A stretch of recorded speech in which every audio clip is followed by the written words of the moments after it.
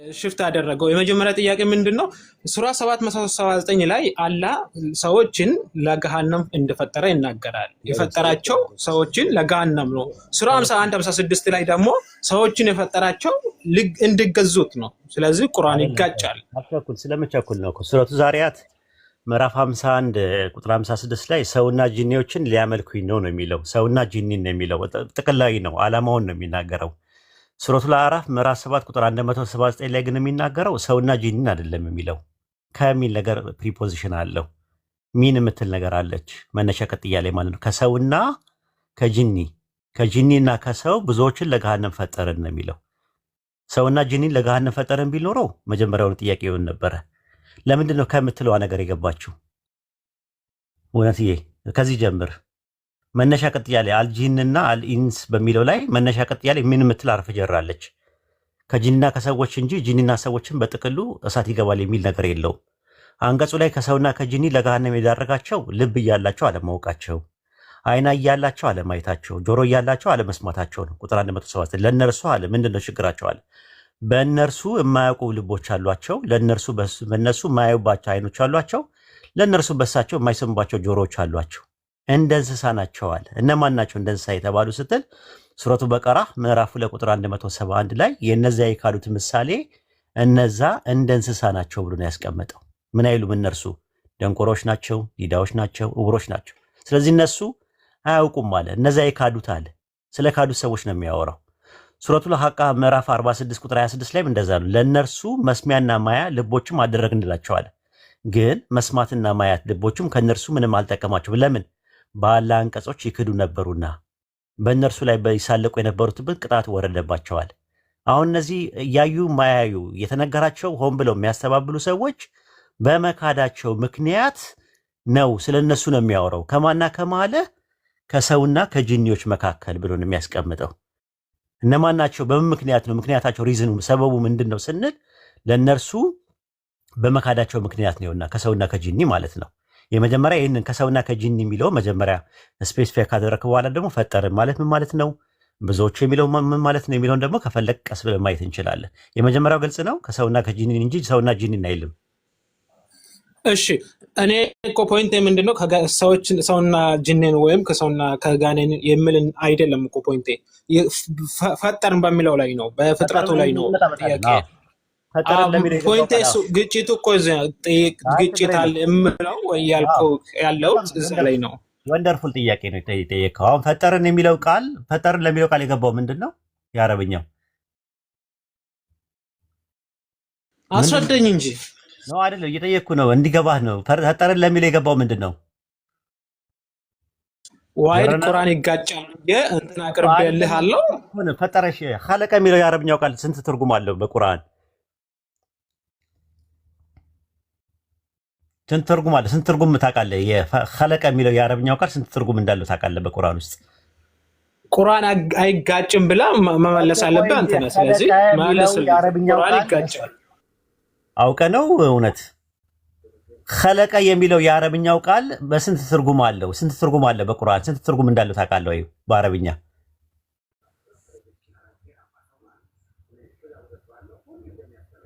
አላውቅም መልስልኝ። አላውቅም መልስልኝ። መልስልሃለሁ ያው እንዲገባ ብዬ ነው ማለት አውቀ ነው አላውቅም የምትለው ራሱ ማለት ነው። እሺ የመጀመሪያው ይኸውልህ ኸለቀ የሚለው የአረብኛ ቃል በቁርአን ውስጥ ወደ 4 ትርጉም አለ፣ የተለያየ ትርጉም አለ። ኸለቀ የሚለው ቃል ካለመኖር ወደ መኖር አመጣ፣ ፈጠረ የሚል ቃል ይመጣዋል። ለምሳሌ በሱረቱ አንዓም ምዕራፍ 6 ቁጥር 73 ላይ እርሱ ያ ሰማይና ምድርን በእውነት የፈጠረ ነው ይላል። ኸለቀ የሚለው ቃል የሚጠቀመው የመጀመሪያው ኸለቀ የሚለው እዚህ ጋር የመጣው ቃል ምን ማለት ነው? ካለመኖር ወደ መኖር አመጣ ማለት ነው የመጀመሪያ። ሁለተኛ ኸለቀ የሚለው ቃል አመለ በሚል ይመጣል፣ ሂደትን ማካሄድ፣ ፕሮሰስ ማካሄድ። ለምሳሌ በሱረቱ ሙእሚኑን ምዕራፍ 23 ቁጥር 14 ላይ ከዚያ ጠብታ የረጋ ደምን አደረግን ፈጠርን ይላል። ሰውን ከረጋ ደም ደግሞ የፈጠረው ጌታ ስም ይላል። ሱረቱ አለቅ ምዕራፍ 96 ቁጥር 2 ላይ ማለት ነው። አላህ የተፈጥሮ ህግን ነድፎ የፍቶት ፕሮሰሱን የረጋውን ደም ምንድነው የፍቶት ጠብታውን የረጋ ደም ማድረጉን ፕሮሰስ ማካሄዱ ራሱ ፈጠረ ብሎ ነው የሚያስቀምጠው። በሚል ይመጣል፣ አመለ በሚል ይመጣል ማለት ነው። ሌላ ሶስተኛ ኸለቀ የሚለው ቃል በቁርአኑ ሰወረ በሚል ይመጣል፣ ቅርጽ አሳመረ። ለምሳሌ ሱረቱ ሙእሚኑን ምዕራፍ 23 ቁጥር 14 ላይ ከሰዓሊዎች ሁሉ በላጭ ይላል። ሰዓሊዎች ለሚለው ቃል የገባው ኻሊቂን የሚል ቃል ነው የተጠቀመው። ረሱል ሰለላሁ ዐለይሂ ወሰለም በሐዲስ ላይ ምን ብለዋል? የስዕል ባለቤት በትንሣኤ ቀን ይቀጣሉ፣ እነርሱም የፈጠራችሁትን ሕያው አድርጉ ተብለዋል። የፈጠራችሁትን ማለት ቅርጽ ማበጀትን ነው የሚያመለክተው ኸለቀ የሚለው ቃል ማለት ነው። አራተኛውና የመጨረሻው ኸለቀ የሚለው ቃል ጃአለ በሚል ይመጣል፣ አደረገ በሚል ይመጣል። ለምሳሌ በሱረቱ ኒሳ ምዕራፍ 4 ቁጥር 1 ላይ ያ ከአንዲት ነፍስ የፈጠራችሁ ከእርሷ መቀናጃዋን የፈጠረ ከእነርሱም ብዙ ወንዶችና ሴቶችን የበተነውን ጌታችሁን ፍሩ አለ። የፈጠረ ለሚለው የገባው ቃል ምንድን ነው? ኸለቀ ነው። ምን ማለት ነው ትርጉሙ ብለን ስንል ሱረቱ ዙመር ምዕራፍ 39 ቁጥር 6 ላይ ከአንዲት ነፍስ ፈጠራችሁ ከዚያ ከእርሷ መቀናጃዋን አደረገ አለ። አደረገ ለሚለው ቃል ደግሞ ጃአለ ነው እዚጋ የመጣው። ስለዚህ ኸለቀ የሚለው ቃል ጃአለ በሚል ይመጣል ማለት ነው። እዚጋ ግልጽ ነው እንትኑ እዚህ ድረስ ያለው ልድገምልህ፣ ግልጽ ካልሆነልህ እውነት ሚትን አንሳና አንዴ አናግረኝ። እውነት አለው እኔ ያጀማ አቡኪ ያለው አለ ኡስታዝ አንተ። እሺ እውነት እንትን ሚትን አንሳውና እንትን በለኝ። ዋይድ አይ ቲንክ እንትኔን አላገኘውም መሰለኝ፣ ግን ሀሳቤን እንድትጨርስ ነው እንትን የታውኩትና እንትን በለኝ። መጀመሪያ ግን እንትኑ ፈጠረ የሚለው ቃል በቁርአን ውስጥ 4 ትርጉም አለው። አንደኛ የመጀመሪያው ካለመኖር ወደ መኖር አመጣ የመጀመሪያው። ሁለተኛ ኸለቀ የሚለው ቃል ደግሞ ፕሮሰስ ማካሄድ አመለ በሚል ይመጣል። ሶስተኛ ደግሞ ኸለቀ የሚለው ቃል ሰወረ ወይም ደግሞ ቅርጽን አበጀ በሚል ይመጣል። ኸለቀ የሚለው ደግሞ ጃአለ በሚል ይመጣል፣ አደረገ በሚል ይመጣል። አሁን ይህንን ከተረዳኸው ሱረቱል አዕራፍ ምዕራፍ 7 ቁጥር 179 ላይ ፈጠርን ለሚለው ቃል በእንግሊዝኛና በተለያየ ቦታ አደረግን በሚል ይመጣል። ለጀሃነም አደረግን ማለት ቅጣትን ነው የሚያመለክተው። ከሰውና ከጂኒ በመካዳቸው ምክንያት ለጀሃነም ማድረጉን ነው የሚያሳየው። አሁን ግልጽ ነው? እሺ እዛ ላይ እኮ ነው አሁን ትኩረት መስጠት ያለብን እኮ። አደረግ ማድረግ ምን ማድረጉ ምንድነው? ለጀሃነም ማድረጉ ምንድነው ችግሩ? አሁን እኔ እሺ ቴንክ ዩ። ስለዚህ አሁን ከተናገርከው አንጻር እኔ ማንጸባረቅ የፈለኩት እዚህ ክፍል ላይ ምንድን ነው፣ አንደኛው እዛ ክፍል ላይ የመጀመሪያ ሱራ ላይ 779 ላይ የፈጠራቸው ለገሃነም ነው ይላል። 51 ሱራ 56 ላይ የፈጠራቸው እንዲገዙት ነው ይላል። ቁርአን ይጋጫል። የትኛውን ሊቀበል የሚል ነው? ላም የምትባለዋ ነገር ላሙ ላቂባ የምትባል ናት። የመጀመሪያው ላም የምትለዋ ነገር በሁለት ይከፈላል። ሊ የምትለዋ ነገር ስትመጣ ማለት ነው። አንደኛ የዓላማ ላም የምትባላለች አንደኛዋ ማለት ነው። አንደኛዋ ደግሞ የምን ማለች የፍጻሜዋን በማወቁ የመጨረሻው የውጤት ላም ነው የሚጠቀመው። የመጀመሪያ ሱረቱ ዛሪያት ምዕራፍ 51 ቁጥር 56 ላይ ሰውና ጂኒን የፈጠረበትን ዓላማ ነው እየተናገረ ያለው። ሱረቱ አዕራፍ ምዕራፍ 7 ቁጥር 179 ላይ ግን እየተናገረ ያለው ስለ ቅጣት ነው፣ ማድረጉን ነው፣ ለጀሃነም ማድረጉን ነው። ለዛ ነው የተለያየ የእንግሊዝኛ ትርጉም ላይ ለጀሃነም አደረገን በሚለው ያስቀመጡት ማለት ነው። አንዳንድ የእንግሊዝኛ ትርጉሞች ላሳይህና ከዛ ወደ ጥያቄ ትመለሳለህ ማለት ነው።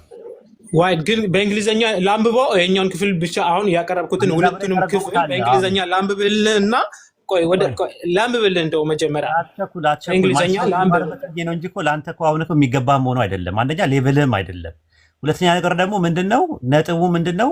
ምናልባት እስቲ ዛሬ ከተረዳው ብዬ ነው።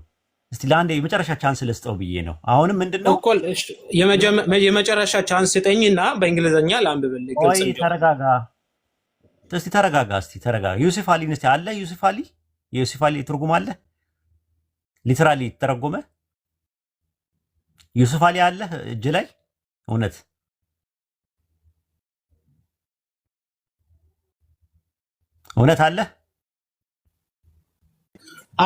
አለው ክፈትልኝ። ኦኬ አለ ወይ ዩሱፍ አሊ አለ ወይ በእጅ? ለምን አታወራኝም? አውኪ እንዴት ነው ትችላለህ መታገስ ከዚህ በላይ? አይ ኡስታዝ ቢበቃ ይሻላል። ዝም ብሎ እንትን እያለ ሌላው ሰው አውርጆ አይ ቲንክ ብዙዎች የሚለውንም ላብራራልህ ነበር የፈለኩት። አንተም በእንደዚህ አይነት ነገር እንትን ላይ አብደላ ዩሱፍ አሊ ላይ we have made ብሎ ነው ያስቀመጠው። ገብቷል? ዘረና የሚለውን ቃል ጃአልና በሚል ይመጣ ብሎ ነው ያስቀመጡት። ለዛ ነው መኒ አር ዘ ጂንስ ኤንድ ሜን we have made for hell ብሎ ያስቀመጡት። አሁን ይሄ ነው ነጥቡ ያለው ራሱ ማለት ነው። we have made ብሎ አስቀምጠውታል። ማድረግ ማለት ነው። አላህ ማድረጉ ምንድነው ችግሩ ነው? ራሱ ማድረጉ ምንድነው ችግሩ ብለን ስንል ምንም ችግር የለውም። ቅጣትን ነው የሚያመለክተው ነው ፖይንታችን። አሁን ብዙዎች የሚል ነገር አለ። ሱረቱ በቀራ ምዕራፍ 2 ቁጥር 26 ላይ ያወጣልኝ እስቲ አቡኪ። እሺ ኡስታዝ አንዴ መልሱን ሰጥቼው የሱረቱ ዛሪያት ምዕራፍ 51 ቁጥር 56 ላይ እየነገርኩት ድጋሚ ተመልሶ ይመጣል። ቀደም አስረድቼው ማለት ነው። አስረድቼው አሁን እየተነጋገርን ያለ ነው እቺ ፈጠርን የምትለዋ ላይ ነው ጥያቄ ያለ። ፈጠርን ማለት አደረግን በሚል ይመጣል ብዬ እሱን እያብራራውለት ተመልሶ ወደዛ ይሄዳል አውቆ። ለዛ ነው ማወቅ አልፈለገም። እሺ እዚህ ጋር ምን ይላል? እነዚያ የካዱት የሚለው ላይ አንብብላቸው። አላህ ማንኛውም ነገር የምትለው ከላይ ጀምራ አንብቡ። እሺ አላህ ማንኛውንም ነገር ትንኝም ትሁን በትንሽነት ወይም በትልቅነት ከበላዋ የሆነውንም ምሳሌ ለማድረግ አያፍርም። እነዚያ ያመኑትማ እርሱ ምሳሌው ከጌታቸው የተገኘ እውነተኛ መሆኑን ያውቃሉ። እነዚያ የካዱትማ አላህ በዚያ ምንም ምሳሌ ሻ ይላሉ። በእርሱም ምሳሌው ብዙዎች ያሳስታል፣ በእርሱም ብዙዎችን ያቀናል። ብዙዎች የሚለው እንግዲህ ሁለቱም ነው። ብዙዎችን ያሳስታል፣ ብዙዎችን ያቀናል፣ ብዙዎችን ደግሞ ያጠማል ነው የሚለው በቁርአን ማለት ነው። ስለዚህ ብዙዎች የሚለው ሁለቱም ጋር ነው የመጣው ለካፊሮችም ለአማኞችም ማለት ብዙዎች ማለት አብላጫውን ማለት አይደለም። አብላጫውን ለጀሃነም አደረገን ቢል ኖሮ ሌላ ጉዳይ ነው የሚለው ብዙዎችን ነው የሚለው ዛት ሚስ ለጀነትም ደግሞ ብዙዎችን ደግሞ እንትን ያለበት ነውና ብዙዎች የሚለው ቃል ከፊል በሚል ነው የመጣው ራሱ ማለት ነው። ከፊል በሚል ነው የመጣው እንጂ ብዙዎች የሚለውን ቃል ስላገኘን ብቻ አብዛኛው በሚል ነገር አንረዳውም ራሱ ማለት ነው። ለዛ ነው ብዙ ቦታ ላይ ስትመለከተው ከፊሉ በጀነት ነው ከፊሉ ደግሞ በእሳት ነው እያለ የሚናገረው ማለት ነውና ያንን ነገር አለ። አንዳንድ ጥቅሶችን እንመልከትና አይ ቲንክ ወደ እንትኑ እንመጣለን። በእርሱ ይላል። በእርሱ ማለት ስለ ቁርአን ነው የሚያወራው። በእርሱ ብዙዎችን ያቀናል ብዙዎችን ያጠማል ተብሏል። ብዙዎችን ያቀናልና ብዙዎችን ያጠማል ማለት ያው አብዛኛው ማለት አይደለም ራሱ። ለምሳሌ በሱረቱ ሹራ ምዕራፍ 42 ቁጥር 7 ላይ ከፊሉም በገነት ውስጥ ከፊሉም በእሳት ውስጥ ናቸው ይላል። ይሄ ማለት ነው። ብዙዎች ለሚለው የገባው ቃል ደግሞ ከሲራ ነው በሁለቱም በኩል ስለመጣ ማለት ነው። ሱረቱ በቀራ ምዕራፍ 2 ቁጥር 26 ላይ ስትመለከቱት ምንድነው የሚለው? በእርሱ ብዙዎችን ያጠማል ብዙዎችን ያቀናል አለ። እዚህ መጣዳ ብዙዎች ለሚለው ቃል ሁለቱም ጋር የገባው ከሲራ ነው የሚለው። ከሲራ ማለት ምንድነው ብለን ስንል ፈሪቅ በሚል ነው የመጣው። ፈሪቅ ማለት ደግሞ ከፊል ማለት ነው እንጂ ከሲራ ማለት አብዛኛው ማለት አይደለም። አክሰር የሚለውን ቃል ነበር የሚጠቀመው አብዛኛው ቢሆን ኖሮ። አክሰርና ከሲራ ልዩነታቸው ምንድነው ካልን አክሰር አብላጫው ማለት ነው። አክሰር የሚለው ቃል አብላጫው ማለት ነው። ከሲራ ሲሆን ደግሞ ፈሪቅ ማለት ነው። ሱረቱ በቀራ ምዕራፍ 2 ቁጥር 26 ላይ እንዳለው ማለት ነው። ሱረቱ ሱረቱ ሹራ ምዕራፍ 42 ቁጥር 7 ላይም እንደዛ ነው። ከፊሉ በገነት ውስጥ ከፊሉ ደግሞ በእሳት ውስጥ ነው ብሎ ነው ያስቀመጠው ማለት ነው። እንደው የተባለው እንኳን አምላካችን አላህ ከጂኒና ከሰው በእርሱ ላይ ያመጹትን በጀሃነም እንደሚቀጣ ሁሉ ከጂኒና ከሰዎች ደግሞ አላህን የሚፈሩትን ደግሞ ጀነት እንደሚያስገባ ተናግሯል። ለምሳሌ በሱረቱ ራህማን ምዕራፍ 55 ቁጥር 45 ላይ ከጌታችሁ ጸጋዎች በየትኛው ታስተባብላላችሁ አለ። በጌታ ፊት መቆሙን ለፈራ ሰው 2 ጀነቶች አሉ አለ።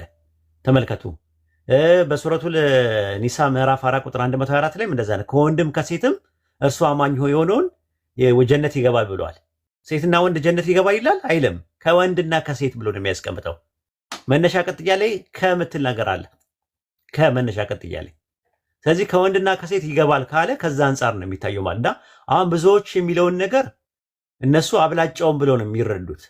ብዙዎች የሚለው ግን በሁለቱም አንገል ራሱ ይመጣል ራሱ ማለት ነውና አይ ቲንክ መረጋጋት ብትችልና ሰው እንዲማርበት እኛ ብዙ ብንሄድበት ደስ ነው የሚለኝ። አንድ ነጥብ ላይ ማውራት ብትችል ማለት ነው። አሁን ፈጠረን የሚለውን እየፈታውልህ አንተ ሱረቱ ዛሪያት ምዕራፍ 51 ቁጥር 56 ላይ ገብተህ ሌላ ነገር ታወራለህ። ለዛ ነው ለአንደርስታንዲንግም ያስቸግራል ራሱ። ናግባ ደራዬ አንተ ትሻለናለህ። ናግባ በጣም አሪፍ ፖይንት እኮ ነው አይደል? አቡኪ ጥያቄ አሪፍ አይደል? ጥያቄ ብዙ ሰዎች ስለሚጠይቁ እኔ በጣም ነው የምወደው። ኧረ በጣም ያው መረጋጋት አልቻለም። ከመጀመሪያ ጀምሮ የሆነ እንትን አለ።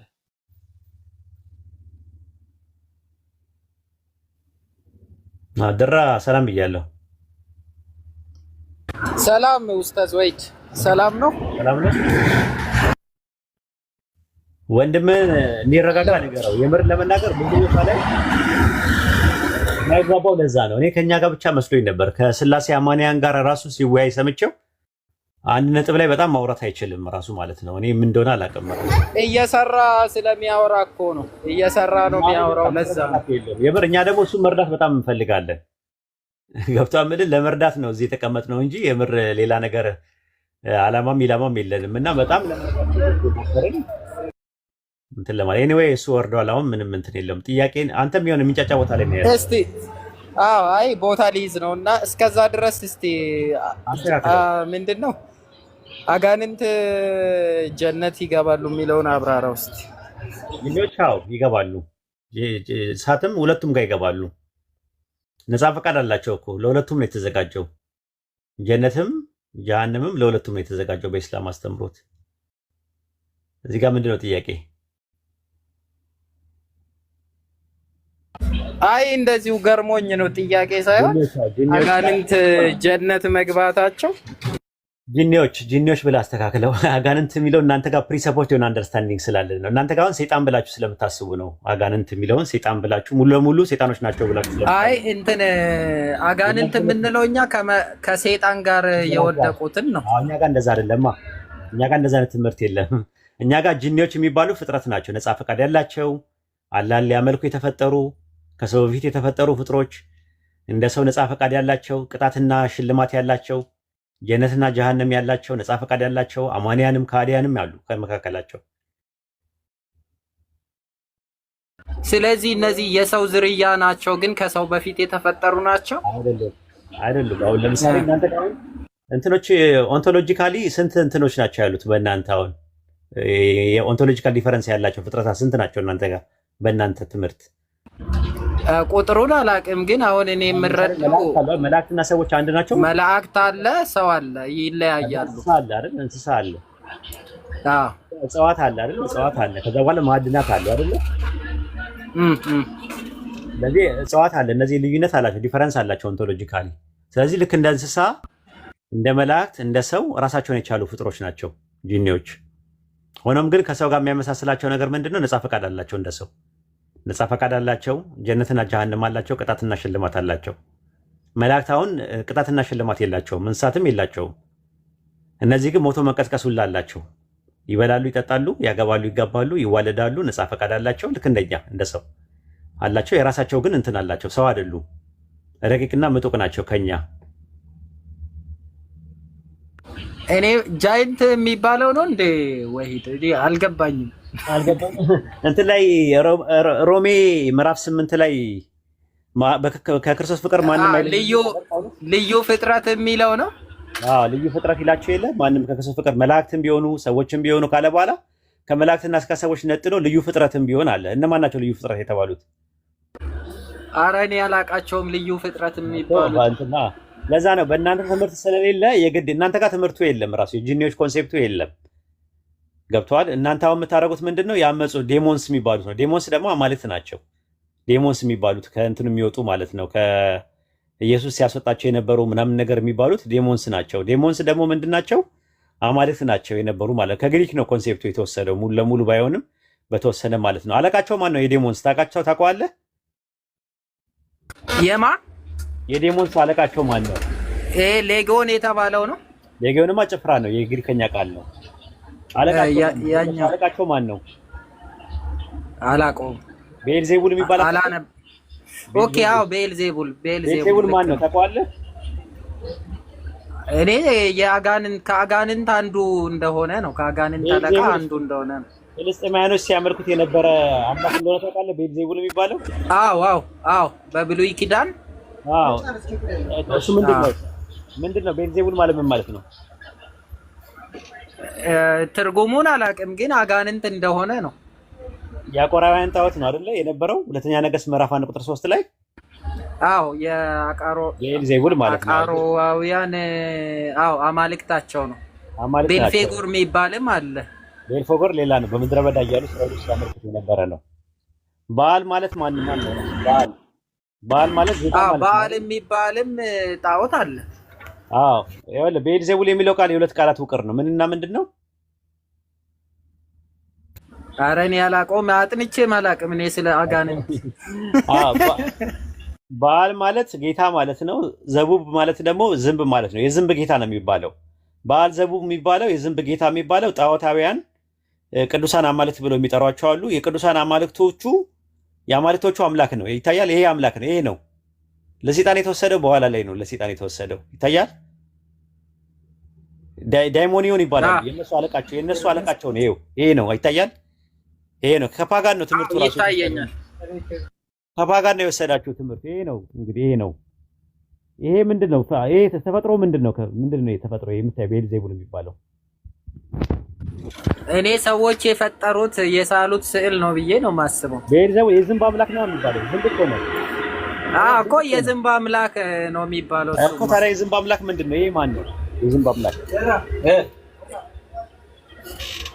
እኮ ሰዎች የፈጠሩት እኮ ነው እንጂ እግዚአብሔር ፈጠረው ብዬ ነው ያላሰበው። የዝንብ አምላክ ይለዋል እኮ ሰዎች እኮ ናቸው እንደዛ ብለው የሚጠሩት። የዝንብ አምላክ እኮ የዝንብ አምላክ የሚባለው ማን ነው? የዝንብ አምላክ ይሄ አሁን ያልከው ቤልዜቡል ማለት ነው እኮ። እንደዛ ነው። ይኸውልህ አሁን ሚዩት አድርግ አዳም፣ የተወሰነ ልንገርህ ስለነሱ ማለት ነው። በዕብራይስጥ ጉሊል ይባላሉ። ጊሉል የሚባሉት በግሪክ ሰብጀንት ላይ ኤዶሎስ ይባላሉ። እነዚህ ጣዖታት ናቸው ራሱ። ለምሳሌ በኦሪት ዘዳግም 32:17 ላይ አማልክት ላልሆኑ ሼዲም ለማያውቃቸው አማልክት በቅርብ ጊዜ ለተነሱ ለአዲሶቹና ለአባቶች ላልፈሩት አማልክት ሰው ይላል። እነማንን ነው አማልክት የሚላቸው እዚህ ጋር? እስራኤላውያን እዛ በምድረ በዳ እንትን ያሉት በቅርብ ጊዜ የተነሱ አዲሶቹ አማልክት እነማን ናቸው? አማልክት የተባሉ አባቶች ላልፈሯቸው እዛ ቦታ ላይ ያመለኳቸው ናቸው እኮ። ምንድን ናቸው? አጋንንት ናቸው እንዴ? ጣዖታት እኮ ነው የሚለው እኮ። ዳይሞን ነው የሚለው ግሪከኛው። አዎ፣ ግን በቅርብ ጊዜ ለአጋንንት አማልክት ላልሆኑት አጋንንት ይላል አማርኛው። እሺ፣ አንደኛ ዜና መዋዕል 16:26 ታውጣለች። አውቂ አንደኛ ዜና መዋዕል ምዕራፍ 16 ቁጥር 26 ላይ ያወጣለት። እሺ 16 ቁጥር 26 ላይ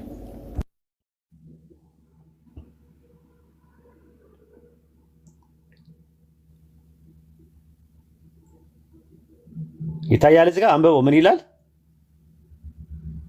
የአሕዛብ አማልክት ሁሉ ጣዖታት ናቸው፣ እግዚአብሔር ግን ሰማያትን ሰራ። ይሄ ቃል አው መዝሙረ ዳዊት ላይም አለ። ጣዖታት ለሚለው የገባው የግሪከኛው ቃል ምንድን ነው? አላየሁትም። ዳይሞኒዮን ነው የሚለው የግሪክ ሰብጀንት ላይ ዳይሞኒዮን ብሎ ነው ያስቀመጠው። አማርኛ ላይ መዝሙረ ዳዊት ምዕራፍ 96 ቁጥር 5 ላይ ያወጣለት ራሱን አውጣለት ላሳየህ። ዳይሞኒዮን ነው የሚለው። ዳይሞኒዮን የሚለው ቃል ግሪክ ሰብጀንት ላይ ነው የሚያስቀምጥልህ። መዝሙረ ዳዊት ምዕራፍ 96 ቁጥር 5 ላይ ራሱ መዝሙረ ዳዊት ላይ አለ ብለኸኛል። አዎ አለ። እዛ ላይ ግን አጋንንት ናቸው ነው ያለው። እሺ፣ ስለዚህ አጋንንት የሚባሉት እነማን ናቸው? እነዛ ጣዖታት ማለት ነው። እሺ፣ ሐዋርያት ሥራ 17:18 ላይ ያወጣለት። የማይታወቅ አምላክ የተባለው ነው አይደለም? 17:18 ይታያል። አዲሶችን አማልክት የሚያወራ ይመስላል አሉ አይደል ጳውሎስን? አዎ አዲሶችን አማልክት የሚያወራ ይመስላል። አማልክት ለሚለው ቃል የገባው ምንድነው? ግሪከኛው ምን ነበር ያልከኝ? አማልክት ለሚለው ግሪከኛው የገባው ቃል ምን የሚለውን ነው? ድገምልኝ የቀደሙን ቃል። እሱን ቃል አልሰማሁትም በደንብ። ዳይሞኒዮን ነው የሚለው ግሪከኛው። ዳይሞኒዮን የዳይሞኒዮን ደግሞ የነዚህ አማልክቶቹ ደግሞ አለቃቸው ማን ነው? ማቴዎስ ወንጌል 12:24 ላይ ቤልዜቡል የተባለው ማለት ነው። ቤልዜቡልም ዳይሞኒዮንም ምንድን ናቸው? አማልክት ናቸው ማለት ነው። ሁለተኛ ነገሥት 1:3 ላይ የአቃሮን አምላክ ቤልዜቡል ይለዋል። ያውጣል የአቃሮን አምላክ። ስለዚህ አሁን እናንተ ጋር ስለ ጂኒዎች ኮንሴፕቱ የለም ማለት ነው እናንተ መጽሐፍ ላይ? አረ እኔ ጭራሹንም አላጠናውም ስለ አጋንንት። የለም እኮ እናንተ ጋር ጣዖታትን ነው ሰብስባችሁ አጋንንት እያላችሁ የምትሉት። ጣዖት ደግሞ ጣዖታትን ነው ሰብስበን አጋንንት የምንለው። ያው የሰው እጅ ስራ ናቸው። ከዛ አጋንንት ይጠቀምባቸዋል ብዬ ነው እኔ ማምነው። አላህ ደግሞ ፈጠርኩኝ የሚለው ደግሞ ፍጥረት ነው። አቅል ያለው ሊያመልኩት የሚችሉ ፍጥረቶችን ነው ጂኒዎች ብሎ የሚጠራው። እናንተ ጋር ደግሞ እነዛ እኮ አጋንንቶች መጀመሪያ አጋንንት ተደርጎ ነው እንደ የተፈጠሩት። ምኖቹ አሁን ሰይጣን መጀመሪያውኑ ክፉ ተደርጎ አልተፈጠረም። እኛ ጋር ሰይጣን የሚባል የተፈጠረ ፍጥር የለም በእኛ ትምህርት ውስጥ ታውቃለህ አይደል? አይ እሱን አላውቅም። እኛ አላህ ሰይጣንን ሰይጣን አድርጎ አልፈጠረውም። ቅድም ግን አሲያ ሰይጣንን ሰይጣን አድርጎ ነው የፈጠረው ብላኛለች። ወይ አላለችም። በደንብ አንደርስታንድ አላረካትም እንጂ ሌባ ሆኖ ነው የሚወደደው መጀመሪያ ሌባ። ለነገሩ እንትን ኮሜንት ስለሆነ አልተረዳችኝም ይሆናል። ሌባማ ከተወለደ በኋላ ተግባሩ ነው ሌባ የሚያስብለው። አዎ። ስለዚህ ሸይጣን የሚለው ቃል የምን ስም ነው? የግብር ስም ነው ወይስ የባህሪ ስም ነው በኢስላም? እኔ እንጃ። በእስላም ባህሪ ይሁን የግብር ነው። ሰው የሚለው አንተ የግብር ስምህ ነው አይደለ? አዎ። ስታጭበረብር ደግሞ አጭበርባሪ የሚለው የግብር ስም ነው ወይስ የባህሪ ስም ነው? ማጭበርበሬን ነው የሚገልጸው እኮ። የባህሪ ስም ነው ወይስ የግብር ስም ነው?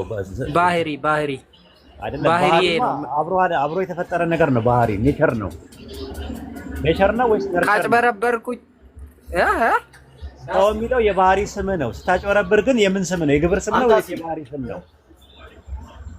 ኦኬ፣ ማጭበርበሬ ግብር ነው የሚሆነው። ታዲያው አብሮ አልተፈጠረማ። ኦኬ፣ እሺ። አብሮ ሲፈጠር የባህሪ ስም ይባላል። የባህሪ ስም አብሮ የተፈጠረው ሰው የሚለው ስም ነው። ሌባ የሚለው ስም አብሮ የተፈጠረ ስም አይደለም። ልክ መስረቅ ሲጀምር ሌባ ይባላል። የምን ስም ነው? ሌባ የግብር ስም ነው። አዎ። ሸይጣን የምን ስም ነው በኢስላም? ያ የግብር ማለት ነው። የግብር ሸይጣን ማለት ሸጠነ ነው ራሱ፣ ራቀ ማለት ነው ራሱ። ከአላህ ረህመት የራቀ ማንኛውም ፍጡር ሸይጣን ይባላል በእኛ ትምህርት። የሰውና የጅንዶች ሸይጣን የሚባል ነገር አለ በእኛ በኢስላም አስተምሮት። በሱረቱ አንዓም ምዕራፍ 6 ቁጥር 124 ላይ ታወጣለት አቡክዬ።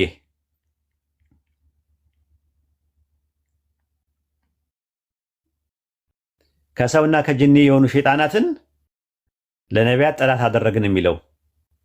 እሺ ኡስታዝ 26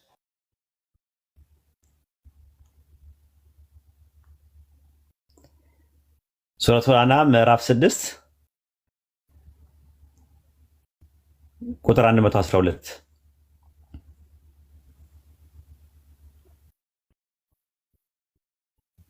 ይታያል።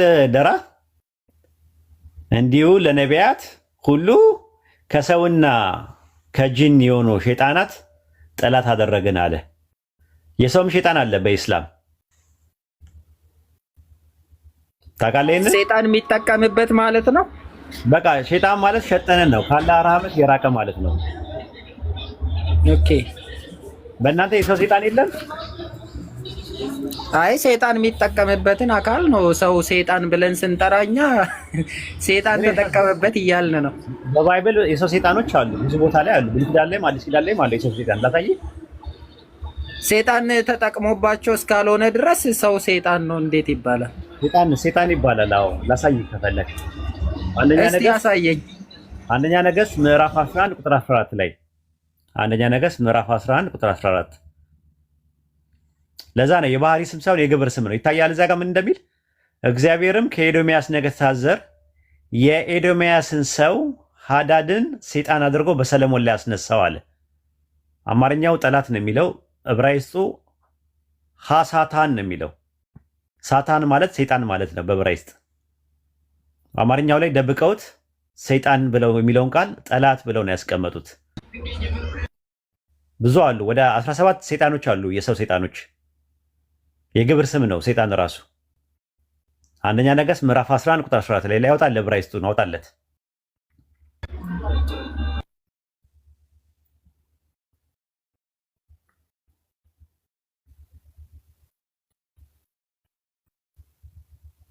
አንደኛ ነገሥት ምዕራፍ 11 ቁጥር 14 ላይ አይ ቲንክ ክርስቲያኖች ለዛ ነው ብዙ ጊዜ የእኛን ትምህርት በትክክል ስለማያውቁት ነው። የእኛም ብቻ አይደለም የራሳቸውን ትምህርት ራሱ በትክክል አያውቁትም። ራሱ አሁን ስለ አጋንንት ያለው ትምህርት ራሱ አሁን ሰምተህ ማታውቀውን ነገር ነው ሰምተህ ሄድከው።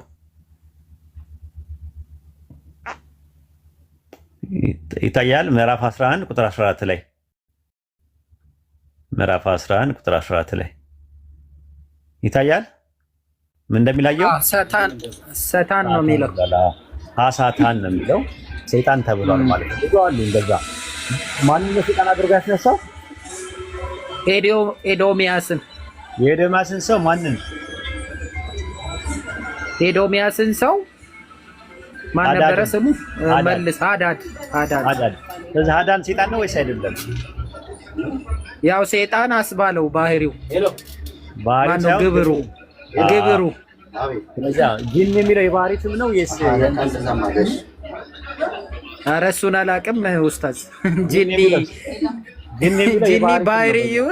ባህሪውን ግብር አላወቅኩም። አሁን መልአክ፣ ሰው፣ ጂን የሚለው ቃል የባህሪ ስም ነው። ጫጫታ ላይ ነው ያለኸው?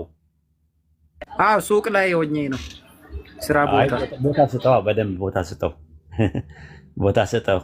ለማንኛውም ጥያቄ ያላችሁ ከስር እሰማለሁ፣ ችግር የለውም። ሚውት እያደረኩ እሰማለሁ። ተመለሰልህ? አዎ እንትን ስለ አጋንንት የምትረዱበትን ተረድቻለሁ። አንድ አይነት አይደለም። ለዛ ነው ግራ የሚገባችሁ። ጂኒዎች ጀነት ይገባሉ ስንላችሁ፣ ጀሃነምም ጀነትም ይገባሉ ስንላችሁ አፈጣጠራችሁ እኔ አጋንንት ራሱ ነበር ወይም ደግሞ ሰይጣን ራሱ ከሰይጣን ጋር ከወደቁት መካከል ነው የመሰለኝ። እነሱማ ሸያጢን ይባላሉ። ሸያጢኖች ጀነት አይገቡም። እኛ ኢስቲያዛ ከሰውም ከጂንም ሸይጣናት ነው ራሱ ሚነል ጂነቲ ወናስ ብለን ነው ዱዓ የምናደርገው። ከሰውም ከጂንም ሸይጣናት በአላህ እጠበቃለሁ ብለን ነው የምንለው። በሱረቱ ናስ ምዕራፍ 114 ቁጥር 4 ላይ ስትመለከተው ከሰውም ከጂንም የሆኑ ሸይጣናትን በአላህ እጠበቃለሁ ብለን የምንለው ማለት ዱዓ ስናደርግ። የሰው ሸይጣንም አለ። ረመዳን ላይ የሚገርም ነገር ሸያጢኖች ይታሰራሉ። በእኛ ሸያጢን ይታሰራሉ። ታውቃለህ? ይህንን ረመዳን ላይ ይታሰራሉ። ኩፋሩል ጂን የሆኑ ሸይጣናት ይታሰራሉ። የሰው ሸይጣን ደግሞ አሉ። ራሱ የሰው ሸይጣን ስላሉ ሰዎች ሲሳሳቱ ረመዳን ላይ ካየ አጀሬዎቹ ታስረው እነዚህኞቹ ናቸው አጀሬዎቹ ናቸው። ሸይጣን ራሱ አሉ። የሰው ሸያጢን የሚባሉ አሉ። የሰው ሸይጣን አለ። እነሱ ናቸው እንትን የሚሉት የሚበጠበጡት የሚያምሱት ማለት ነው። ከዛ አንጻር ነው። አቡኪዬ ይጨምርለት የሆነ ነገር። አይ ጀዛኩም በጣም የሚገርም ሰፊ ሀሳብ ነውና አንዳንዴ ዞር ብላችሁ ለማንበብ መሞከር ነው ማለት። እስልምና በደንብ አድርጎ አብራርቶታል። የፍጥረታቶችን ሁኔታ፣ ጂኖች ጋር ያለው ልዩነት ምንድነው? መላእክቶች ጋር ያለው ልዩነት ምንድነው? ሰዎች ከሰዎች ጋር ያላቸው ልዩነት ምንድነው? እና የሆነ ሴንስ የሚሰጥ ነው ራሱ። አሁን ለምሳሌ አጋንንት ስንላቸው ይሄ ጋኔን የሚባለው ነገር ባህሪ ነው። ልክ ሰው የሚባል ባህሪ እንዳለ ኔቸር ኤሰንስ እንዳለ እነሱም ኤሰንሳቸው፣ ግብራቸው ግን ልክ ሰይጣን ተብሎ አንድ ሰው ሲጠራ ለምሳሌ አሁን የተለመደ ነው በኢትዮጵያ ላይ በተለይ አሁን እናቶች ምናምን አንተ ሰይጣን ምን ይላሉ? የሆነ መጥፎ ስራ ስትሰራ ማለት ነው። ከግብር አንጻር የሚሰጥ ስያሜ ነው እና በደንብ አድርጎ አብራርቶታል እስልምና። ያንን ፖይንት መረዳት እንችላለን እዚህ ላይ።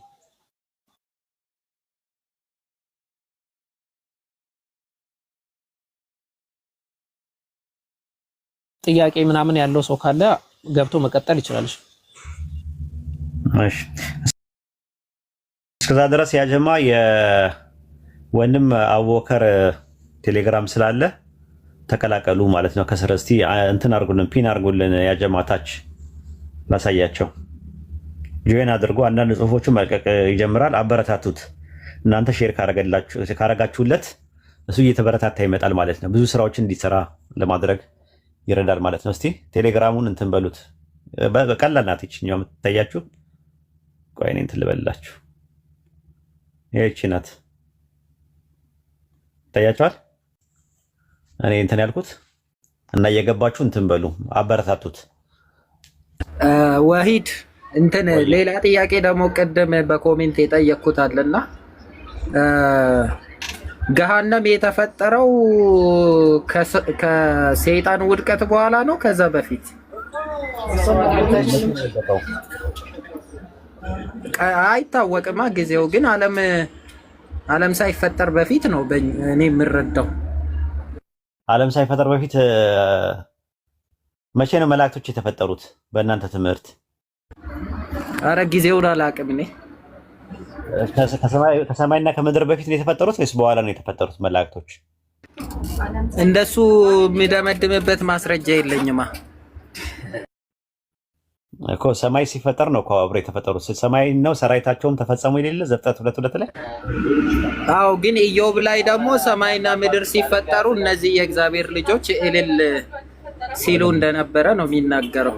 ኢዮብ 38:7 ላይ እንደዛ አይደለም የሚለው ጥቅሱ። የሚለው የምድርን መሰረቶች በተመሰረቱ ጊዜ ነው የሚለው። የምድር መሰረቶች ደግሞ የተመሰረቱት በውሃ ላይ ሲመሰረታቸው በሶስተኛው ቀን ነው። ውሃ ምድርን ትገለጥ ብሎ ምድር እንድትገለጥ ያደረጋት የመሰረታት ማለት ነው። ያኔ ነው የእግዚአብሔር ልጆች እልል ያሉት። ኢዮብ 38:7 ላይ ያለው። ኢዮብ 38:7 ላይ ሰማይና ምድር ሲፈጠር መላእክቶች እልል አሉ የሚል ነገር የለውም። ጥቅሱን ድጋሚ ማየት ትችላለህ። ያው ጥቅሱ እንትን የእግዚአብሔር ልጆች እልል ሲሉ ይላል። እልል ያሉት መቼ ነው? ሲፈጠሩ ነው ይላል እንዴ? የምድር መሰረቶች ሲያጸና። አዎ፣ የምድርም የመሰረተው በምን ላይ ነው? በውሃ ላይ። ስለዚህ ምድር መሰረት በውሃ ላይ የተገለጠ መቼ ነው? ባህሩን የብስ ባህሩን ይገለጣል ይላል ዘፍጥረት ምዕራፍ 1 ቁጥር 4 መሰለኝ። በስንተኛው ቀን ነው? በመጀመሪያው ቀን ነው ወይስ በስንተኛው ቀን ነው? አይ በሌላኛው ቀን። በመጀመሪያ ቀንማ ሰማይና ምድርን ፈጠረ፣ ምድር ባዶ ነበረች ነው የሚለው። ኦኬ፣ ታዲያ ስለዚህ በመላእክቶች ሰማይና ምድር ከመፈጠሩ በፊት ነበሩ የሚለው ታሪክ አለ ኢዮብ 38:7 ላይ እኮ። እልል የሚሉት ታዲያ ለሚፈጥረው ነገር አይደለም የሚያወርዱት። በውሃ ላይ መገለጡን በሶስተኛው ቀን ነው አልከኝ። በሶስተኛው ቀን የእግዚአብሔር ልጅ መላእክት እልል ብለዋል። አዎ፣ ነገር ግን በመጀመሪያ ሰማይና ምድር ሲፈጥር ያኔ በፈጠረበት ሰዓት ላይ እልል አሉ የሚል ኢዮብ 38:7 ላይ አለ ወይ? እስቲ ጥቅሱን እናውጣው። አቡበከር አውጣው እስቲ። አቡበከር ያወጣለት።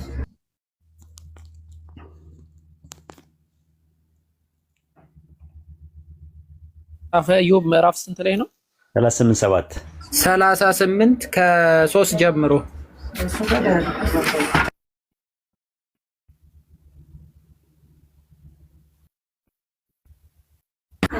አሲያ ርዕሱን ወደ ጎን አድርጊው።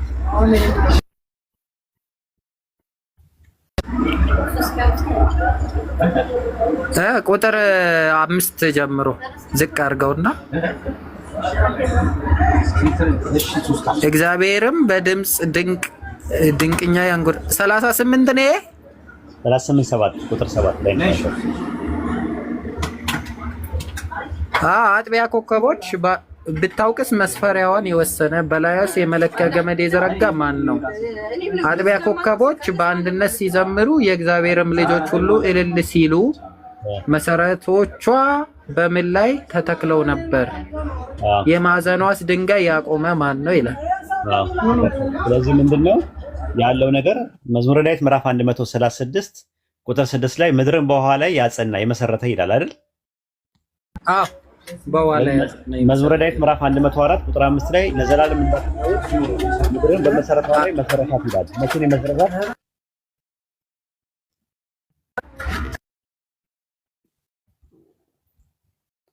መቼ መሰረታት? ሚውት አድርጋችሁኛል እንዴ?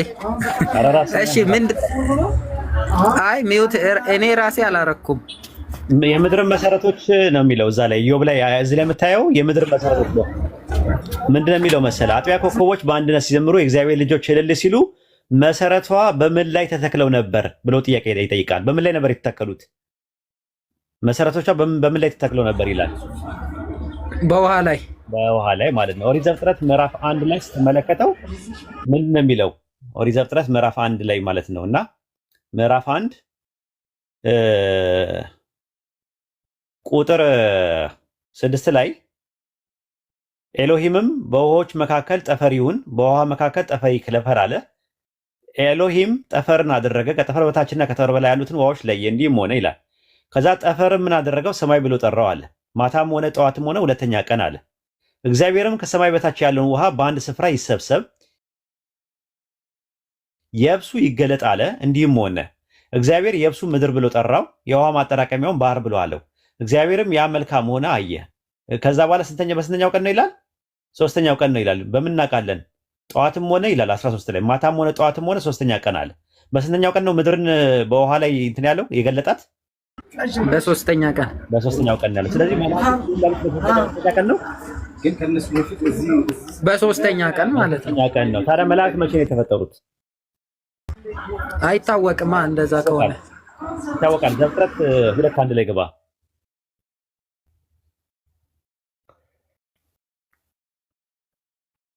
ሰማይና ምድርም ሰራዊታቸውም ሁሉ ተፈጸመ ይላል አይደለ?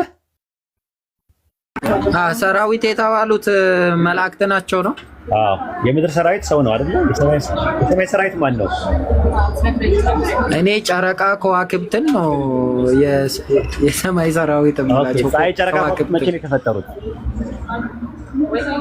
በአራተኛ ቀን ነው። በአራተኛ ቀን ነው የተፈጠሩት። አሁን ጥያቄ የሚነሳው መላእክት የሰማይ ሰራዊት ናቸው አይደለም? መላእክቶች የሰማይ ሰራዊት ይላቸዋል። ሰማይና ምድር ከመፈጠሩ በፊት ከነበሩ የት ነበር የሚኖሩት የነበረው? መላእክት ከተፈጠሩ ሰማይና ምድር የት ነበር የሚኖሩት? እንግዲህ ሌሎች ዓለሞች አሉ እኮ እግዚአብሔር የፈጠራቸው። ከሰማይና ከምድር በፊት ፍጥረት አለ በእናንተ ትምህርት? አይ በፊት በኋላ የሚለው ሳይሆን ሂድና ዓለሞች ስለሚል ምሕረትን ሂድና ለሌላ ጊዜ ምሕረትን ቀስ ብለህ ጠይቃት። በሐዋርያት ቤተክርስቲያን ትምህርት ውስጥ መጀመሪያ የተፈጠረው ሰማይና ምድር ነው። ኢቭን መላእክቶች የሰማይ ቄስ ተክሌ አፈሩን ገለባ ያርግላቸውና መቼም ነፍስ ይማር አይባልም በእኛ አፈሩን ገለባ ያርግላቸውና በአንድ ትምህርታቸው ላይ ሲናገሩ ምን አሉ? መጀመሪያ ምንድነው መኖሪያቸውን ሳይፈጥር እነሱን አይፈጥራቸውም። ልክ ምድርን ከመፍጠሩ ሰውን ከመፍጠሩ በፊት መጀመሪያ ምድርን ከፈጠረ በኋላ በምድር ላይ የሚኖረውን በኋላ ላይ ነው የፈጠረው። ሰማይን ፈጥሮ የሰማይ ሰራዊታችን ፈጥሯቸዋል። መቼ እንደሆነ ግን አልተገለጸም እንጂ በ6 ቀናት ውስጥ ነው የፈጠራቸው። እንደዛ ብሎ ነው የተቀመጠው። ሰማይን ከፈጠረ በኋላ ነው። ሰማይን ሳይፈጥር የት ነበሩ? ሰማይ ሳይፈጥር የሰማይ ሰራዊት የሚባሉት መላእክቶች ለምንድነው? መኖሪያቸው ሰማይ ስለሆነ ነው። አሁን እንዳንተ ትምህርት ከሆነ ከሰማይ የሚቀድሙ ከሆነ መላእክቶች ሰማይና ምድርን ቀድመው ከተፈጠሩ የት ነበር የሚኖሩት የሚለውን አይመልስልህም። ኢቨን በኦርቶዶክስ ትምህርት ላይ ራሱ በመጀመሪያ ቀን ሰማይን ሲፈጥር አብሮ የፈጠራቸው ፍጥረታት ራሱ 4 ፍጥረቶች አሉ። ማን ነው? 5 ነው 6 ፍጥረቶች አሉ። 4ቱ መጀመሪያ ምንድን ነው የፈጠረው? ሰማይን ሲፈጥር ውሃን ፈጥሯል፣ ነፋስ ፈጥሯል፣ አፈርን ፈጥሯል። ከዛ በኋላ ደግሞ ምንድነው? እሳትን ፈጥሯል። 4 ፍጥረቶች አሉ። 4ቱ ባህርያተ ሥጋ ብለው የሚባሉ ማለት ነው። ካለመኖር ወደ መኖር የፈጠራቸው ማለት ነው። መላእክትንም ያንን የፈጠረው በእነሱ ትምህርት ማለት ነው። በርባሮስ የሚባል አለ፣ ሰምተህ ከሆነ በርባሮስ የሚባል አለ፣ ጨለማ የሚባል ነገር አለ፣ ብርሃን የሚባል አለ። እነዚህ ሁሉ መጀመሪያ ካለመኖር ወደ መኖር የተፈጠሩ ፍጥረቶች ናቸው። በአጠቃላይ ማለት ነው በዝምታ የተፈጠሩ ፍጥረቶች ናቸው። ሁን ተብሎ ደግሞ የተፈጠሩ ፍጥረታት ተብሎ ደግሞ እነ ብርሃን እነ ምናምን ተዘርዝረዋል። በእጅ የፈጠራቸው ፍጥረት ደግሞ አንድ ነው። ራሱ በእጅ የፈጠረው ፍጥረት አንድ ነው። 2 ናቸው፣ አዳምና ሔዋን የሚባሉትን ተብሎ የሚታመነው ማለት እንጂ በቴዎሎጂ ደረጃ በኦርቶዶክስ፣ በካቶሊክ፣ በፕሮቴስታንት እንዲሁም በኦኒሰስ ትምህርት ውስጥ መላእክቶች የተፈጠሩት ሰማይ ከተፈጠረ በኋላ ነው። ከሰማይ በፊት ተፈጠረ ብለው የሚያምኑት እንደዛ ብለው የሚያስተምሩ ትምህርት አሉ። እነማን ናቸው? የየሖዋ ምስክሮች ናቸው፣ ጆባ ዊትነሶች ናቸው። ለምን እነሱ ጋር ጥያቄ ይፈጠራል። በመጀመሪያ ሰማይና ምድርን ፈጠረ ስለሚል ከዛ በፊት የነበረ ፍጥረት የለም፣ ስለዚህ ኢየሱስ የመጀመሪያ ፍጡር አይደለም ተብለው ሙግት ሲሞገቱ አይ ከሰማይና ከምድር በፊትም እኮ ፍጥረት አለ። እነማን ስትሏቸው መላእክት ይለዋሉ። ማስረጃቸው ሲባሉ ኢዮብ 38:7 ላይ ያለውን ጥቅስ ይጠቅሳሉ ማለት ነው። እና ሰባተኛ ያሉት ሰባተኛ አጥቢያ ያላቸው አይደለ? ቄስ ደረሰን ታውቃቸዋለህ? አዎ አውቃቸዋለሁ። ቄስ ደረሰን ታውቃቸዋለህ? ወይድ ብለህ እስቲ ብላቸው። ወይድ የሚባል አንድ ልጅ አለ ምናምን በላቸው እና ከዛ በኋላ ይደነግጣሉ። እሺ እስካሁን እየተጸለየልኝ ነው እኮ እስካሁን ድረስ እናንተ ጋር። እንግዲህ ጌታ ኢየሱስ ወደ ቤቱ ይመልስ። እሺ ይሄን ይመስላል። እዚህ ጋር እንጨርስና አቡኪ ማጠቃለያ ሰራበት። እሺ ኡስታዝ ጀዛኩም በጣም የሚገርም ፖይንት ነው ሲነሳ የነበረው። ምናልባት ትንሽ እኔ ጋር የሆነ ድምፅ አለ እና እንትን እንዳልበጠብጣችሁ ምናልባት ጥያቄ ምናምን ያለው ሰው ካለ እንትን ግቡና ጥያቄያችሁን አቅርቡ። እሺ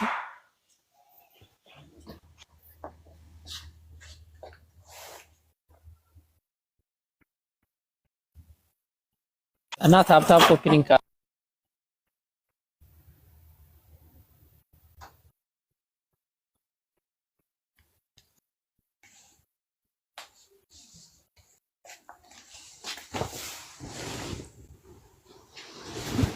በነገራችን ላይ አቡኪ የእንትኑ አላህ ዝሙትን ጽፏል ምናምን ብለው ክርስቲያኖች የሚያነሱት እንትን በጣም ገርሞኛል። መልስ እንዴት እንዳገኘው ብታየው በጣም ነው የሚገርም።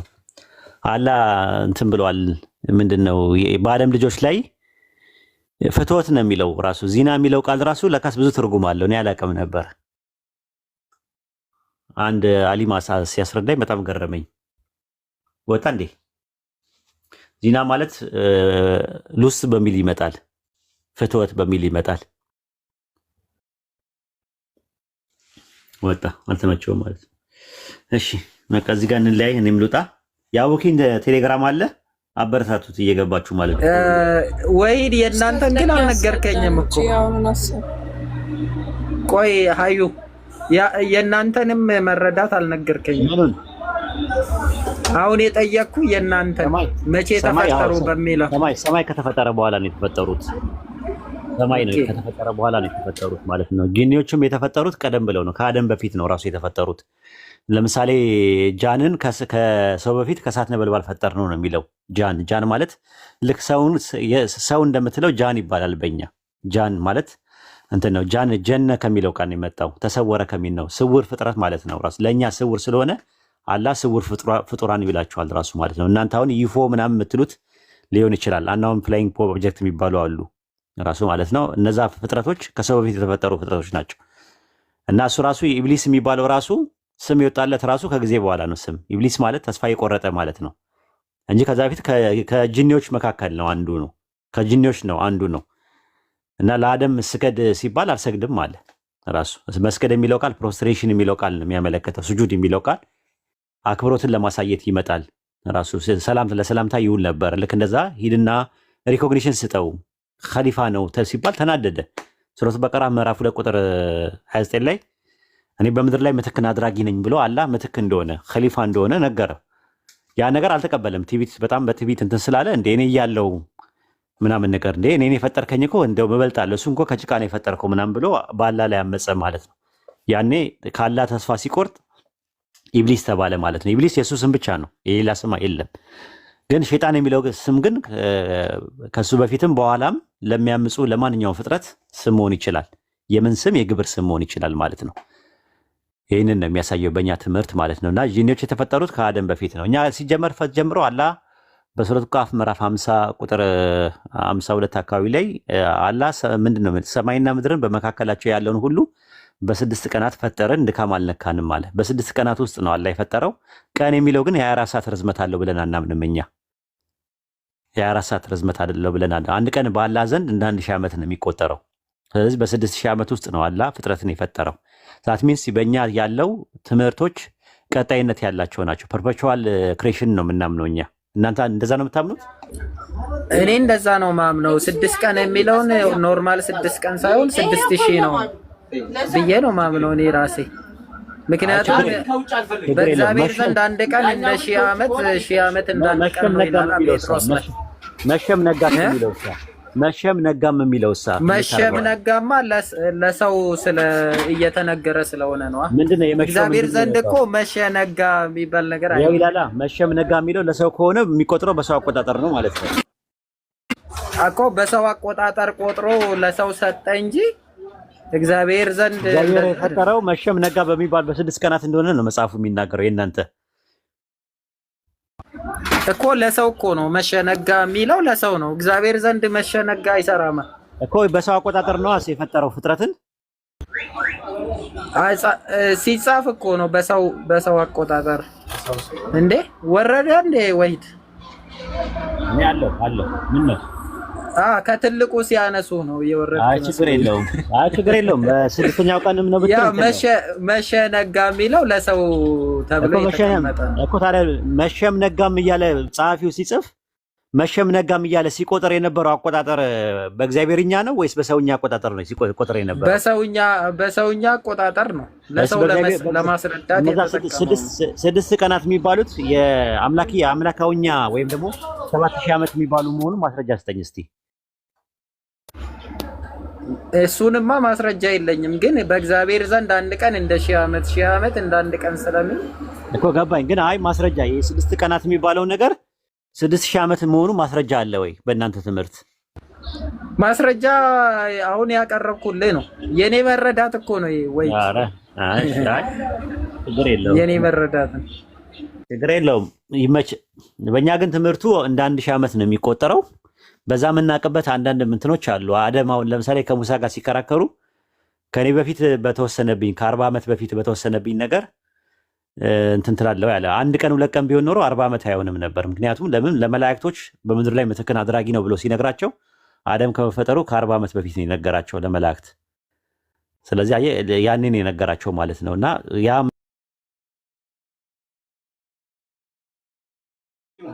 ሰባተኛውን ቀን እረፍት ብሎ ስላለው ነው። ስለዚህ ሰባተኛ ቀን የሚለው ቃል በቃል የ24 ሰዓት ርዝመት ያለው ነው ማለት ነው በእናንተ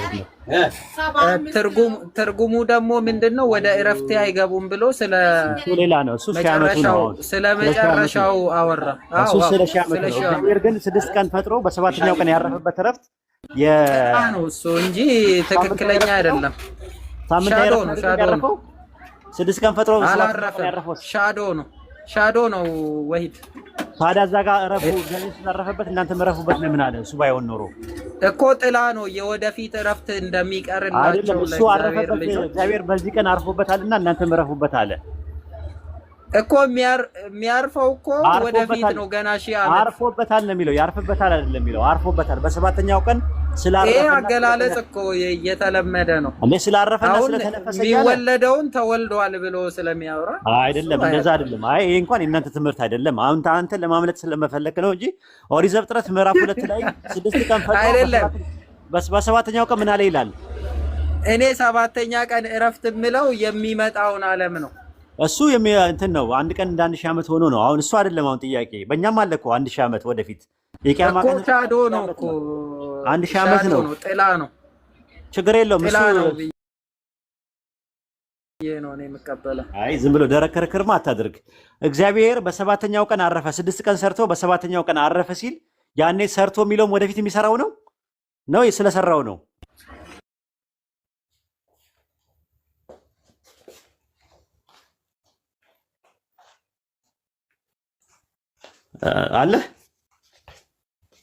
አለው ናይ ዝም ብለህ ነው በግምት ነው የምትመልሰው። ከትምህርት ውጪ ነው የምትመልሰው። የኔ መረዳት ነው። አንተ መረዳት እንዴት ነው? መጽሐፍ ቅዱስ አንተ የአምላክ ቃል ነው ብለህ የምታስበውን የግል መረዳት እያመጣ እንደ ስላሴያውያን እንደፈለግ ትቀስራለህ። እንደ ይሄ ቀሰራ ነው የሚባለው። ስርዋጽ ማስገባት ምንድን ነው? መጽሐፉ ላይ ቃሉ የማይለውን ነገር አንተ ለማለት ፈልገህ አረፈ የሚለውን ወደፊት ያርፋል ብለህ እንዴት ትተረጉመዋለህ? ወደፊት የሚያርፍበት እረፍት አለው። አዎ ወደ እረፍት አይገቡም ብዬ በቁጣዬ ማልክ ብሎ ተናግሯል። ዘፍጥረት ላይ ግን ያለው እግዚአብሔር በሰባተኛው ቀን አረፈ የሚለው ያኔ ያረፈውን እረፍት ነው። ወደፊት ገና የሚያርፈውን ነው የሚናገረው። ማረፉን እኮ አይደለም የኔ ከዛ በኋላ ምንም ነገር ስለማይፈጥር ስላልፈጠረ ሻዶ ነው ብዬ ነው የምረዳው። አሁን አይፈጥርም። በማህፀን ውስጥ ሰዎችን አይፈጥርም። እሱማ መጀመሪያውኑ እየተናገረው እኮ ነው። በማህፀን ውስጥ ሰው አይፈጥርም ወይ? አንተ በማህፀን ውስጥ አልፈጠረም? ፈጥሯል። ይፈጥራል እኮ እሱ። ያኛው መፍጠርና የኛው መፍጠር እኮ አይገናኝም። እኛ ፐርፔቹዋል ክሬሽን ነው የምናምነው። እናንተ ፐርፔቹዋል ክሬሽን ታምናለህ አንተ? እስቲ ያዲን አስገባው። ያዲን አስገቢው። ያዲ እኮ ስማርት ነው። ምንም ከእናንተ ጋር አይገናኝም። ናገባ። እሺ ናገባ አስገባው። ደግሞ ጫጫታ ቦታ ነው ያለው። እንዴት እንደሚረብሽ እንትን ሱቅ ላይ ሆኜ ነው። እንግዲህ ኢትዮጵያ ስመጣ ትጋብዘኛለህ የሆነ ነገር። አረ የፈለከውን እኔ ካልመጣው በስተቀር የፈለከውን ጋብዛለሁ። እሺ ያዲን አስገቡልኝ ቶሎ በሉ።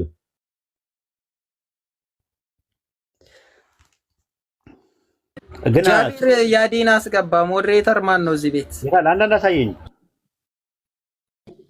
ያዲ ያው ገብቶላል። ያዲ ወይዶ እንዴት አባል ሚዛን እንዴት ነህ? አለን አማን ወንድሜ ወንድሜ እንዴ ደራ ከቤተ ክርስቲያን ውጪ የሆነ አስተምሮት እኮ ሲያስተምረን ሲተቀጥቀን ነበረ። ብታይ ሲያጠጣን ነበረ። አሁን ታርምኛለህ።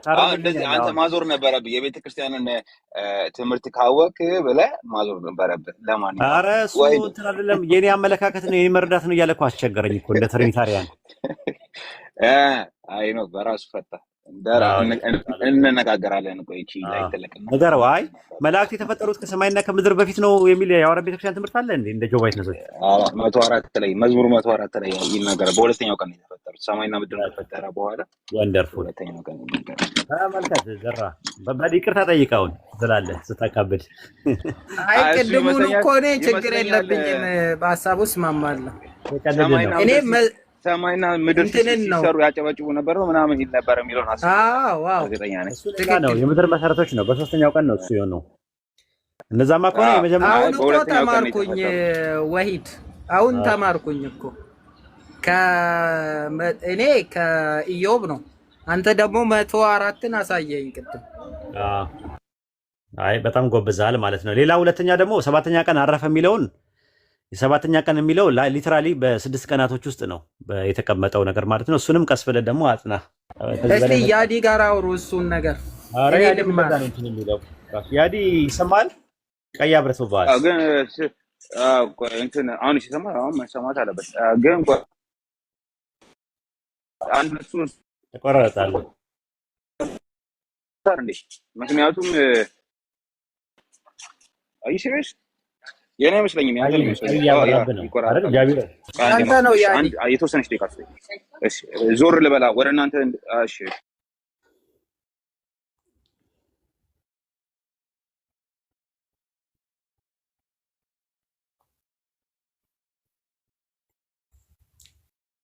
ጃቢር ወይድ እንዳትወርድ ቆይ። እሺ ይመጣል፣ ጠብቀዋለሁ። አይ ጃቢር ነው ያልኩት።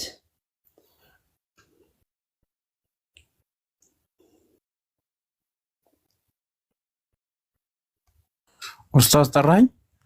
አዎ ጃቢር ብዬ ጠራው። እንዴት ነህ? አልሐምዱሊላህ። ሰላም አለይኩም ኡስታዝ። ወአለይኩም ሰላም ወራህመቱላሂ ወበረካቱ። ደህና ነኝ አልሐምዱሊላህ። እኔ ልጨምቀኝ ነው? አይ እንትናቸው ትምህርት ስለ ጂኒዎች አወራን። ለጀሃነም ፈጠርን የሚለው ነገር ምን ማለት እንደሆነ ተብራራ። ብዙ ነገሮችን ነው። ብዙዎች የሚለው ምን ማለት ነው? ብዙዎችን ነው የሚለው። ብዙዎች ማለት አብዛኛው ማለት ነው ወይ አብላጫው ማለት ነው ወይ በሚል ስለ ከሲር የሚለው ቃል እና ከሲራ የሚለው ቃል ምን ማለት ነው የሚለውን አክሰር የሚለው የአረብኛ ቃል ስናይ ነበረ።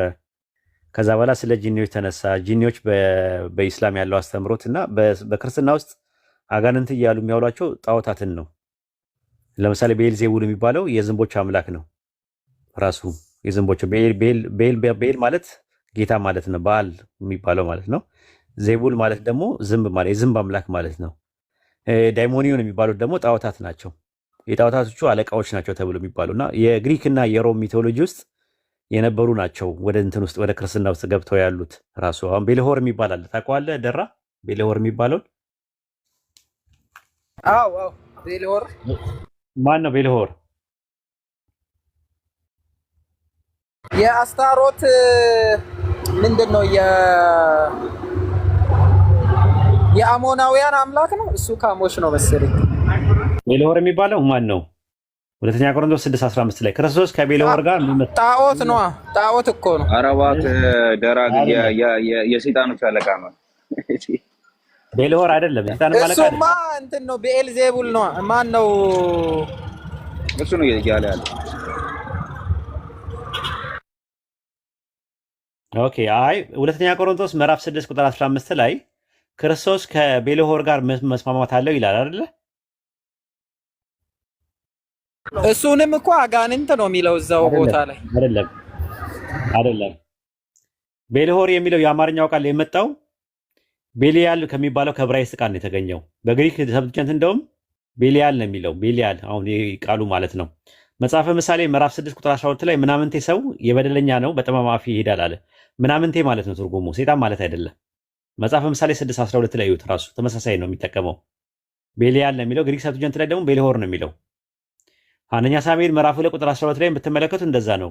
የኤሊም ልጆች ምናምንቴዎች ነበሩ ይላል። ያህዌን አያውቁም ነበር ነው የሚለው የኤሊ ልጆች አንደኛ ሳሙኤል ምዕራፍ 2 ቁጥር 12 ላይ።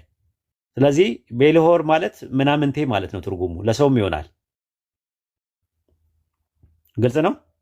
እንደ ሰይጣን ማለት ነው። ቀደም ሰይጣን ሰው እንደተጠቀመው ስለ ሰይጣንም አያወራም። ሁለተኛ ቆሮንቶስ ምዕራፍ 6 ቁጥር 15 ላይ ክርስቶስ ከምናምንቴ ጋር ምን መስማማት አለው ማለት ነው ትርጉሙ። እንጂ ስለ ሰይጣንም አይደለም የሚያወራው።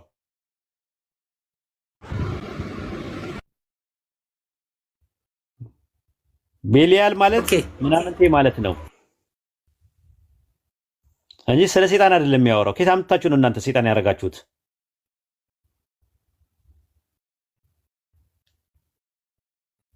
እዛው እዛው አውዱ ላይ ለምን አትይው? እንግዲህ ሁለተኛ ቆሮንቶስ 6 እዛው አውዱ ላይ ይላል አይደል? እሺ ምን ይላል? ማንበብ ትችላለህ? አሁን ያነበብኩበትን ቦታ እኔ ውጭ ነኝ ያለሁት። ኦኬ ጃቢር አንብበል። ያነበብኩት ቦታ ላይ አለ። እችላለሁ ወይ ጃቢር ያንብብ? እችላለሁ ነው እንት ነው። ሁለተኛ ግን ጫጫታ አለ።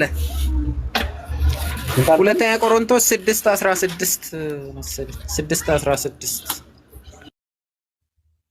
ማሻአላ ሸምድዳችሁታል እኮ ይሄን ባይብል አልተቻላችሁም። ለአምላክ ቤተ መቅደስ እኛማ ኦንሊ ጂሰስ አይደለም መጽሐፍ ቅዱስ እኮ ችግር የለብንም። ሙስሊሞች አይበልጧችሁም? ግን አይበልጣችሁም ሙስሊሞች? በመሸምደድ ነው በመፍታት ሳይሆን በመሸምደድም በሄርሜኔቲክስም እኔ እንጃ እሱን እንኳን። እሺ ቁጥር 16 ላይ ሁለተኛ ቆሮንቶስ 6:16 ላይ ለአምላክ ቤተ መቅደስ ከጣዖት ጋር ምን መጋጠም አለው ይልና ቆይ ከእንትን ጀምሮ ነበር። ከማያምኑ ጋር በማይመች አካሄድ አትጠመዱ። ጽድቅ ከአመፅ ጋር ምን ተካፋይነት አለውና? ብርሃን ከጨለማ ጋር ምን ንብረት አለው? ክርስቶስ ከቤልዮር ጋር ምን መስማማት አለው? የማያምን ከማያምን ጋር ምን ክፍል አለው? ለአምላክ ቤተ መቅደስ ከጣዖት ጋር ምን መጋጠም አለው? እኛ የሕያው አምላክ ቤተ መቅደስ ነን። ግዕዙ ታቦት ነን ነው የሚለው። በደንብ እዩት ክርስቲያኖች። አዲስ ኪዳን ላይ ታቦት የሚባለው ሰው ነው። ብዙ ጊዜ በአዲስ ኪዳን ላይ ታቦት አለ ይላሉ። እሱ ልክ ነው። የአዲስ ኪዳን ታቦት እኛ ነን። የብሉይ ኪዳን ታቦትና የአዲስ ኪዳን ታቦት መሰዊያ ነው የሚል ባይብል ላይ የለም። ለማንኛውም ግዕዙ ቤተ መቅደስ የሚለውን ታቦት እያለን ነው የሚጠራው። ኦርቶዶክሶች ይችን ነገር ተከታተሏት በደንብ። ክርስቶስ ከቤልሆር ጋር ምን መስማማት አለው ይላል። ቤልሆር የተባለው ማን ነው እዚህ ጋር?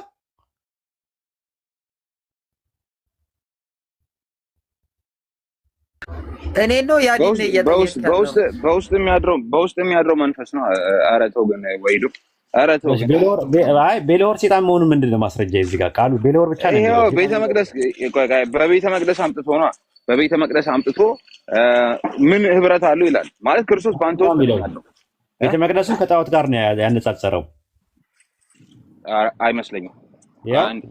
ከቀልብ ያለው ከጣዖት ጋር ምን መጋጠም አለው ነው የሚለው። የአምላክ ቤተ መቅደስ የተባለው ማን ነው? ቤተ መቅደስ የሚለው ሰዎችን ነው። ኤግዛክትሊ ሰዎች ጣዖት ቤት ነው ያደርጋሉ። ምን ይለዛ ህብረት ታደርጋለህ? ስለ ኮሚኒየን ነው እየተነገረ ያለው። አይደለም እንደዛ አይደለም። ራሱ ግን ቤልሆር የሚለውን ከእንትን ጋር ለምን አነጻጸርከው? ቤልሆር የሚባለው ማን ነው? ክፉ መንፈስ አይደል? እስቲ ማስረጃ ክፉ መንፈስ እዚሁ እኮ ከአመፅ ጋር ይለዋል። ገባኛ። ቤልሆር የሚባለው ሰይጣን ስለመሆኑ ማስረጃ አልሰጣችሁኝም አውዱ ላይ። ቆይ ወይዶ ቆይ አንዴ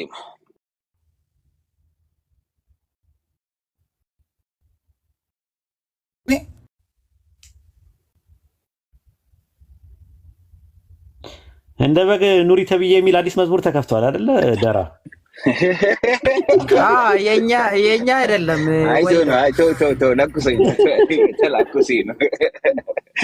ላሰማችሁ። እንደ በግ ኑሪ ተብዬ እንደምን ነው የምኖረው ምናምን የሚል አዲስ መዝሙር የፕሮቴስታንት ወጥቷል እና እንደ በግ ኑሩ ተብላችኋል። እናንተ እንግዲህ ዝም ብላችሁ ትነዳላችሁ። እሺ ሁለተኛ ዛሬ ደግሞ እንደ በግ ሆነ እንደ ቡችላ ነበር የምትሉን። ኧረ ተው ግን ቡችላ ምን ይላችሁ? ምረጥልኝ ፈገግ እንድትሉ ነው። ማሻአላ ፈገግታ በእኛ ሱና ነው። እኛ እንደ ቡችሎች ነበርና አንዳንዴ አሁን ደግሞ እንደ በግ ግን the point is ምንድነው ወይዶ አሁን አንተ ቤልሆር የምትለው ቤልሆር የሚባለው ማን ነው ነው አሁን ጥያቄው? ክፉ መንፈስ ነው። ምክንያቱም አንተ ፒክ ያደረግከው ያነጻጸርከው ከዕብራይስጥ ጋር ነው። አዲስ ኪዳን በዕብራይስጥ ነው የተጻፈው?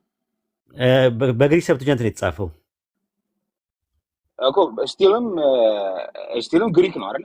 በግሪክ ሰብትጀንት ምን ይላል? እንትኑ ላይ ቤልሆር ለሚለው የገባው ቃል ምንድን ነው? ምን ነው የሚለው? እስቲ ቤሊያል ነው አይደል የሚለው? ስቲል አሁንም ግሪክ እኮ ነው እኮ። ቤሊያል ነው አይደለ? አይ ጋስ መጽሐፈ ምሳሌ 6:12 ላይ ቤሊያል የሚል ቃል የለም ለሰው?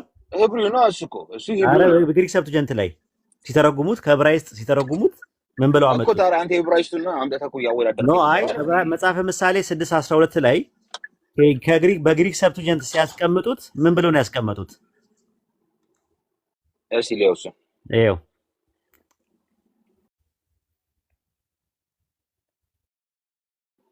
ቆይሻ እንደ ወይሉ ለወጣ ነው ልፈዝ ነው ማለት። እሺ እንደ በግ ኑሪ ተብዬ እንደ ምንድን ነው የምኖረው ያለችው እኮ በዚህ ነው።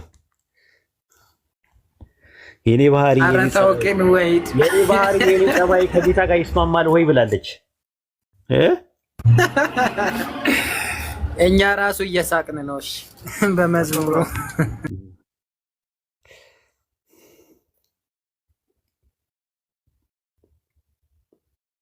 አሲያ ድምፅ አሰሚ ቤቱ እንዳራግፈን እየተባለ ነው።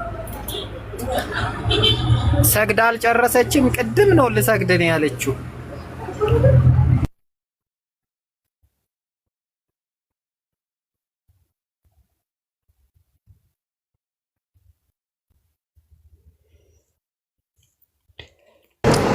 እሺ ሁላችሁንም ሰላም ብያለሁ። ኡስታዝም ሰላም አለይኩም ጃቤርም። እሺ ታብ ኮፒ ሊንክ አድርጉ። እንዲሁም ደግሞ ኡስታዝ ወሂድን ፎሎ አድርጉት። እሺ ፎሎ ያላረጋችሁት ፎሎ አድርጉት። ያው ድምጼን አሰምቻለሁ። አረ እኔንም ፎሎ አድርጉኝ።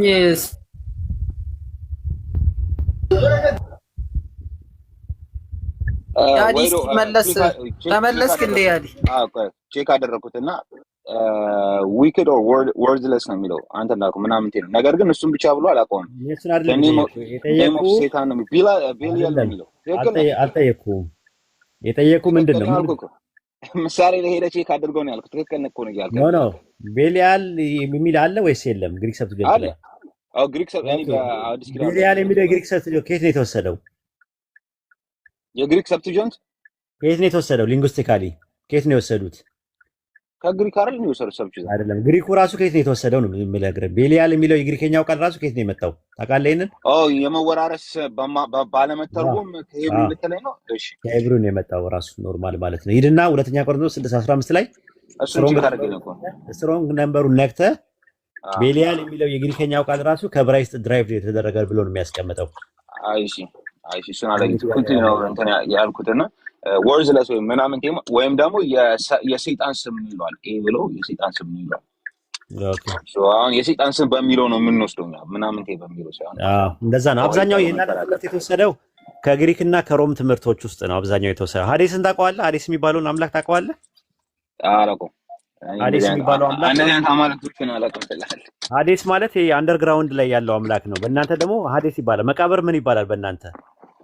ወይ አራቶ ወይዶ ለመቃብር ያወጣችሁት የጣዖት ስም ነው ራሱ መቃብር የሚለው። በእናንተ ጋር በአዲስ ኪዳን ላይ መቃብር ለሚለው ቃል ሀዴስ ነው የሚለው። ሀዴስ ደግሞ አንደርግራውንድ ውስጥ የነበረ የጣዖት ነው ስም ነው ራሱ። የታችኛው ዓለም አምላክ ነው። እንጦሮጦስን ታውቀዋለህ? እንጦሮጦስ የሚባለውን አምላክ አይገስ ይሄን ስታወራ ሰምቻለሁ። አንድ ቀን እንጦሮጦስ የሚለውን አንድ ቀን ሰምቻለሁ ስታወራ።